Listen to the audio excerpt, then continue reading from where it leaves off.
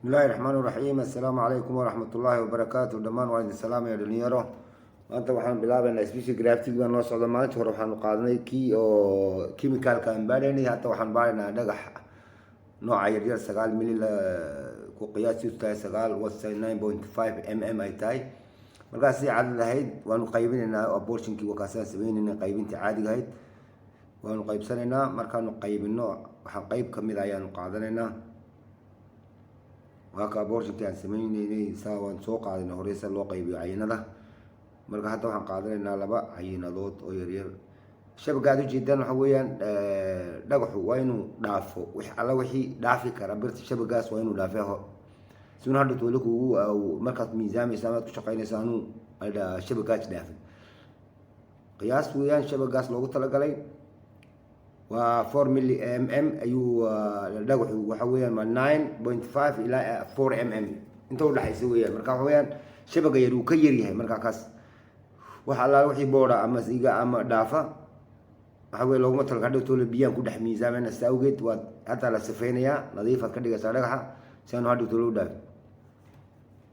waan shaandhaynaynaa ama shabagaan ku shaandhaynaynaa waayo waan ku shaqayn doonaa shabagan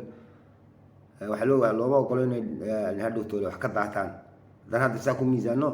markaan safeyno hagaajino waxaan sameynaynaa maydhitaan baan ku kacaynaa waan maydhaynaa dhagaxii maydhitaankaasina waxuu faa'iido leeyahay haddii ciid ku dhegsan tahay hadduu boor ku dhegsan yahay wax shabaga dhaaf way ku dhegsan yahay dhagaxa dhis lafteeda ku dhegsan yahay way ka biyahan uu ka maydhayaa uu ka fujinayaa si fiican baad u maydhi waad nadiifin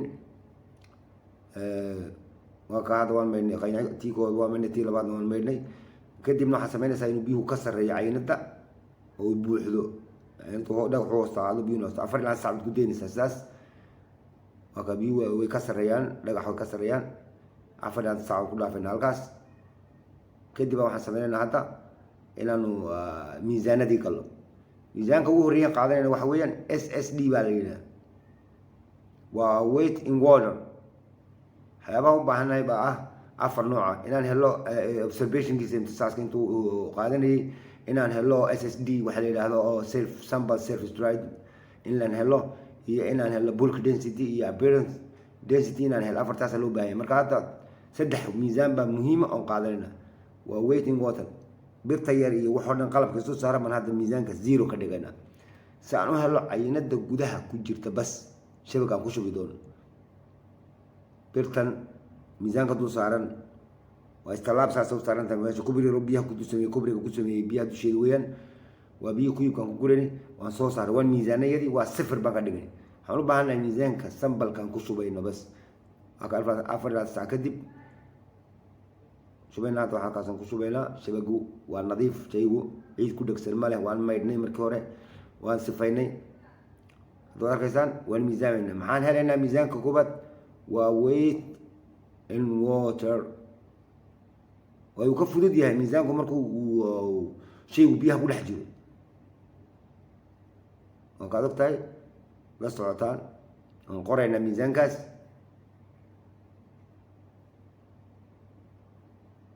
markaan qorno waan soo saarnaa hadda saxankan kusoo celinaynaa kadib markaan dhamaystiro kaas waxaan helnay miisaankii sambalkoo biyo ku dhex jira weight in water baad oranaysaa ugu dhex jira okay hadda waan saxankii baan ku celinaynaa waxaan ku shubaynaa tuwaal yar baan ku shubaynaa ama manshafa waxay yidhahdeen oo dan biyaha laskaga tirtir marka la qabaysanayo taasaan ku dul shubaynaa si aan u egejino surfaceka dhagaxa biyaha ku jira waan u baahannahay dhagaxa uu cabay 4 saac gudaheed uu cabay kaas tuwaalka baan ku dul shubnay hadda waan ku shubnay waan engejinaynaa dushiisaan engejinaynaa tanaan ku saqornaa hawaan ku furaynaa kulul wadaakum marka dushiisaan engejinaynaa waxaan u baahanahay biyaha ku jira in la ogaada la rabo 4 saacadood intii biyo uu qaatay gudaha u gashay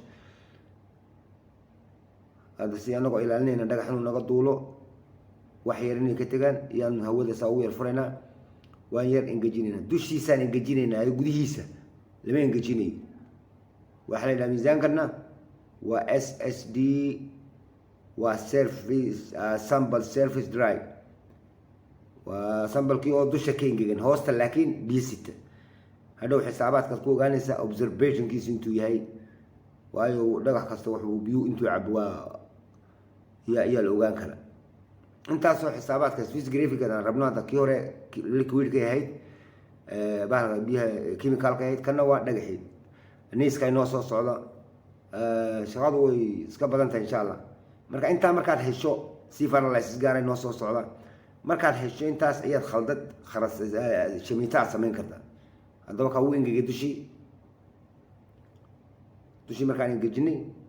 waan qaadayna hadda waxaan ku shubaynaa saxan baan ku shubaynaa anagoo ilaalinayna inay xabad dhagaxi ay dibadda inaga duusho waa kaas waxaan ku shubnay waan miisaamayna hadda waa kaas saxankii waan soo safar baan kasoo dhignay ay saxankaad miisaamayso waa inuu zero ahaado waayo ma rabtid saxanka miisaankiisa waxaad rabtaa sambalka ku dhex jira aad rabtaa waan miisaamayna waa kana waa maxay waa weight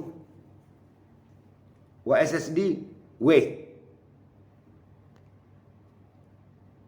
waxa weeyaan biyo gudaha ku leeyahay laakiin intuu biyo gudaha ku leeyahay laakiin dushiisu way engegan tahay waan miisaamayna marka khalaas hadda waxaan saaranaa showladaan saaranaa waan kuleynayna waxaa loogu talagalay forni oo daraegadiisu inay 110 ahaato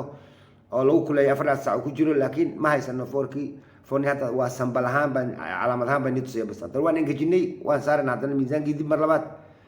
marka waa surface dry kana kii hore wuxuu ahaa SSD kii hore in water warqadan waxay cadeynaysaa xisaabaadka laakiin xisaabta oo dhan waxaan ugu tusi doonaa insha Allah description hoosta YouTube hoosteeda yaan si fiican ugu sharxay mid kamid ah xisaabin si loo xisaabiyo midda kale insha Allah de subscribe dhaha oo share dhaha oo ka qayb gal insha Allah khayr baan idin rajaynayaa dhamaantiin waan wada soconayna insha Allah waan salaamaya dhamaantiin assalamu alaykum wa rahmatullahi wa barakatuh